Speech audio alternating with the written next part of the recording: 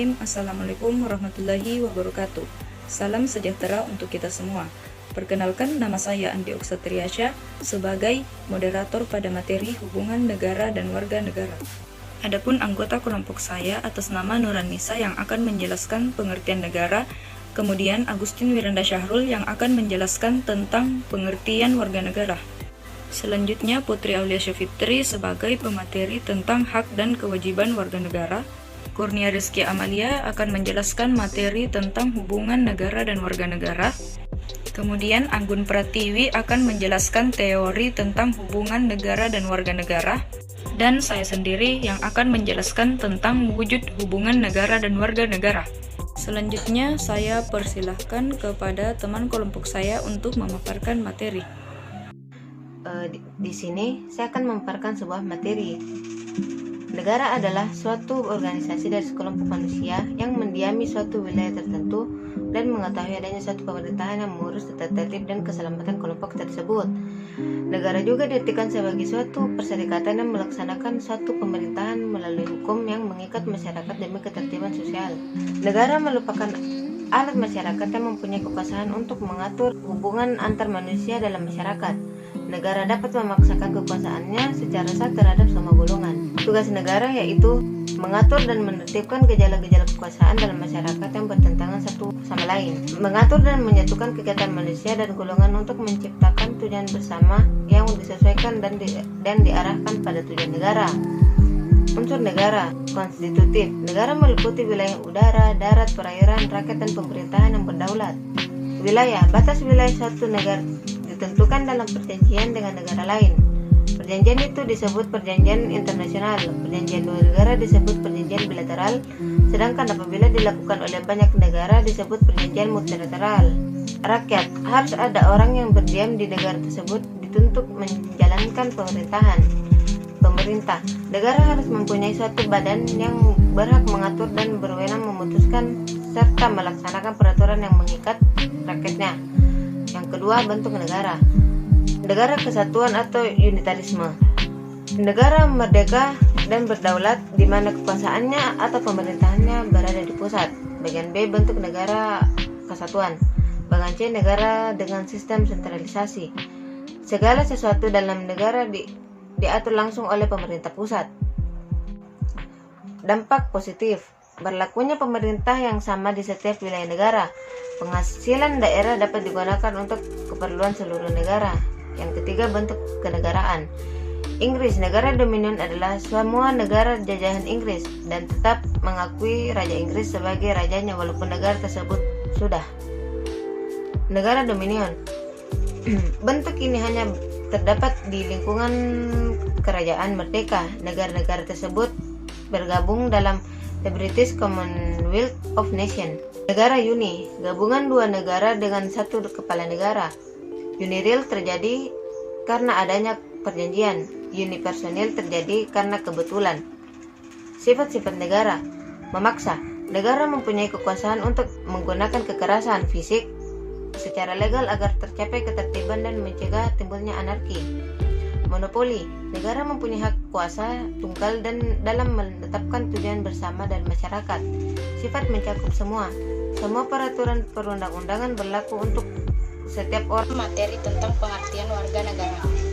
Warga negara adalah orang yang terkait dengan sistem hukum negara yang mendapat perlindungan negara.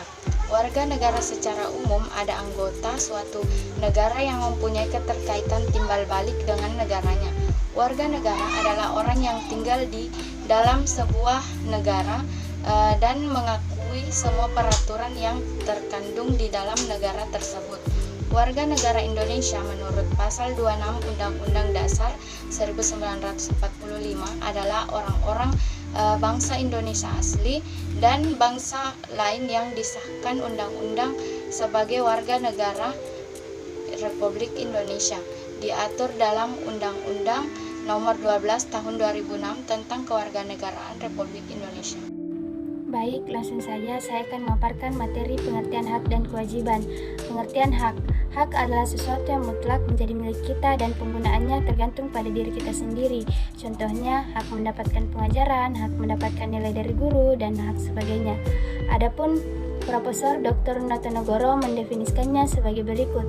Hak adalah kuasa untuk menerima atau melakukan sesuatu yang semestinya diterima atau dilakukan melulu oleh pihak tertentu dan tidak dapat dilakukan oleh pihak manapun juga yang pada prinsipnya dapat dituntut secara paksa olehnya.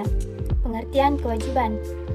Wajib adalah beban untuk memberikan sesuatu yang semestinya dibiarkan atau diberikan melulu oleh pihak tertentu, tidak dapat oleh pihak lain manapun yang pada prinsipnya dapat dituntut secara paksa oleh yang berkepentingan, atau Profesor Dr. Notonegoro. Sedangkan kewajiban adalah sesuatu yang harus dilakukan dengan penuh rasa tanggung jawab. Contohnya, melakukan tata tertib di sekolah, membayar SPP, dan melaksanakan tugas yang diberikan guru dengan sebaik-baiknya, dan sebagainya. Baik, langsung saja. Hubungan negara dan warga negara. Hubungan antara negara dan warga negara identik dengan adanya hak dan kewajiban antara warga negara dengan negara ataupun sebaliknya. Negara memiliki kewajiban untuk memberikan keamanan, kesejahteraan, perlindungan terhadap warga negaranya, serta memiliki hak untuk dipatuhi dan dihormati. Sebaliknya, warga negara juga wajib membela negara dan berhak mendapatkan perlindungan dari negara.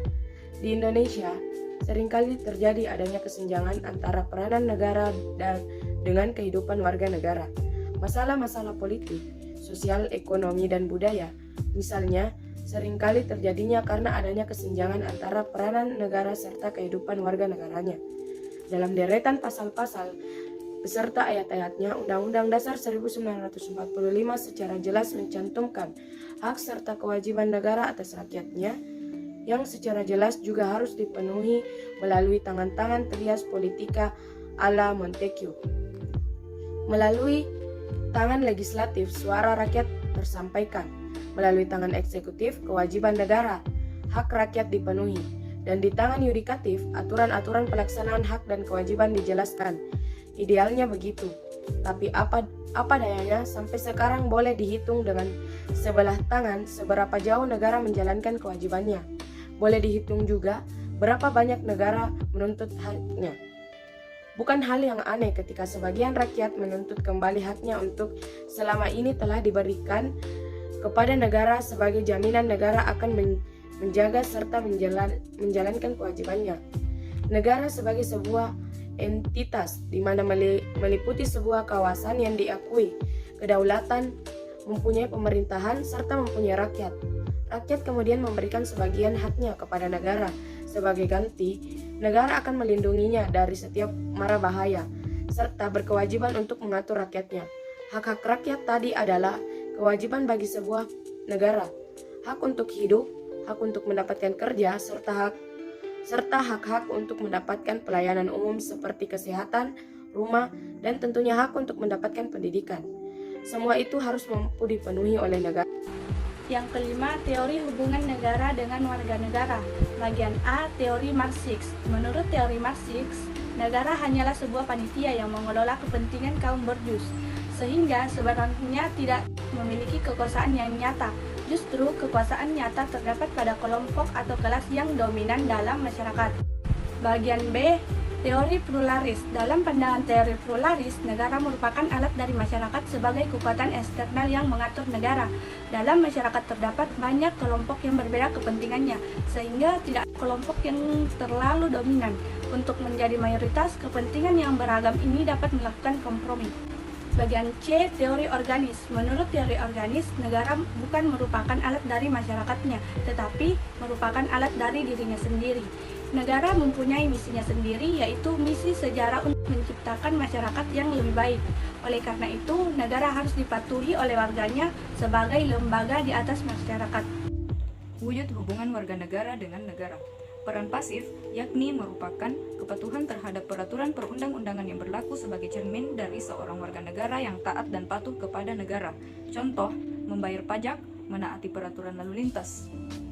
Peran aktif, yakni merupakan aktivitas warga negara untuk ikut serta mengambil bagian dalam kehidupan berbangsa dan bernegara.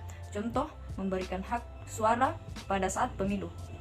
Peran positif yakni merupakan aktivitas warga negara untuk meminta pelayanan dari negara atau pemerintah sebagai konsekuensi dari fungsi pemerintah sebagai pelayanan umum atau public service. Contoh, mendirikan lembaga sosial masyarakat LSM. Peran negatif yakni merupakan aktivitas warga negara untuk menolak campur tangan pemerintah dalam persoalan yang bersifat pribadi. Contohnya yaitu kebebasan warga negara untuk memeluk ajaran agama yang diyakininya. Baik, itulah tadi pemaparan materi dari kelompok kami. Adapun kesimpulan yang bisa saya ambil yaitu warga negara adalah sebuah rakyat yang mendiami sebuah wilayah dalam sebuah komunitas atau bisa disebut dengan negara. Negara adalah suatu wilayah yang memiliki sistem atau aturan yang berlaku bagi semua kelompok atau individu di wilayah tersebut. Warga negara dan negara saling berkaitan. Terlihat dari sejarah terbentuknya suatu negara, hukum negara harus dipatuhi karena hukum negara bersifat mutlak. Kita sebagai warga negara harus berhati-hati dalam bertindak, karena setiap tindakan kita pasti akan memiliki tanggung jawab. Contohnya seperti kasus yang tadi, seorang gubernur menghabiskan uang rakyat dan akhirnya gubernur tersebut berhasil dicekal dan pasal-pasal yang berlaku di Indonesia. Sekiranya itu saja yang dapat kami sampaikan. Lebih dan kurangnya mohon dimaafkan. Semoga bisa bermanfaat bagi kita semua. Wassalamualaikum warahmatullahi wabarakatuh.